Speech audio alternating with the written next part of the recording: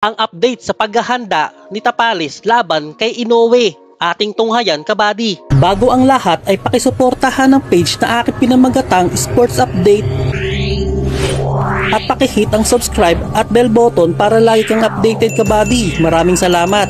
Puspusan na nga po ang paghahanda ng ating pambato na si Unified IBF at WBA Super Bantamweight Champion na si Marlon Tapales sa darating na undisputed fight nito laban sa undefeated 4 Division World Champion at tinaguriang The Monster ng bansang Japan na si Naoya Inoue. Para makondisyon ang katawan ay pinili ng kampo ni Tapales na sa Baguio mamalagi at isagawa ang kanyang mga training para makasabay daw umano ito sa malamig na klima at mataas na elevation ng bansang Japan. 4 AM, pagising pa lamang ang mga tandang ay nagja-jogging na si Tapales sa Burnham Park. Matapos ang matinding jogging ay diretso siya sa shadow boxing na tumatagal ng 3 minuto kada set upang masanay ang kanyang katawan sa kada 3 minuto ng kada round ng laban nila ni Inoue. Hindi lang panay suntok ang tinututukan ni Tapales kabady dahil ang stamina nito ay kanya ring pinapalakas upang makasabay ito sa bilis at liksi ng tinaguriang halimaw ng Japan. Isama mo pa ang extra core exercises para mas lalong mapatibay ang kanyang katawan at bodega na paboritong targetin ni Inoue.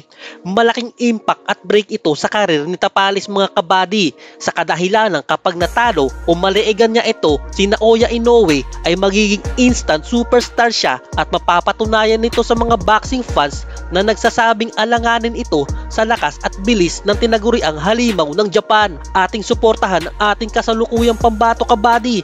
Kaya sa mga boxing fans dyan na balak magbakasyon sa Baguio ay pagkakataon nyo na po ito upang masilayan ang ating kasalukuyang pambato sa larangan ng suntukan. Samantala ay nagbigay nga po ng payo ang ating living legend at former 4 Division World Champion Nonito The Flash Donaire Jr. kay Marlon Tapales upang matalo ang The Monster ng Japan sa darating nitong laban. Dahil sa nakalaban na nito si Inoue ay hindi na maikakaila ni Donaire na kahit sobrang lakas at bilis ni Inoue ay tao lamang umano ito at napapansin nito na madali itong masaktan at nayayanig sa bawat suntok na kanyang binibitawan lalo na noong kanilang unang laban 4 na taon na ang nakakaraan.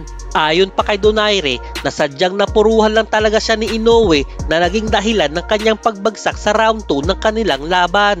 At ang payo po ni Donaire ay dapat gawin ni Tapales ay kailangan na i-pressure lang ito ng i-pressure si Inoue sa buong laban. Yung tipong hindi na bibigyan ng pagkakataon na makakuha pa ng espasyo at makapag-isip pa ng diskarte. Hindi daw maikakaila ni Donaire na halos lahat ng aspeto ay lamang daw umano si Inoue kay Tapales pagdating sa lakas, sa bilis at sa madami pang bagay. Ngunit ang pinakamahalaga daw ay dapat sa umpisa ay dapat nakabantay si Tapales sa mga counter ni Inoue lalo na sa bodega at panga na paborito nitong targetin. At kapag oras na daw po na bumagal at mag-ipon ng hangin ulit si Inoue ay oportunidad na daw ito para bumanat si Tapales ng walang tigil. At ito daw ang nakikitang susi ni Donaire para masungkit ni Tapales ang panalo laban kay Inoue. So hanggang dito na lang muna kabady. Maraming salamat.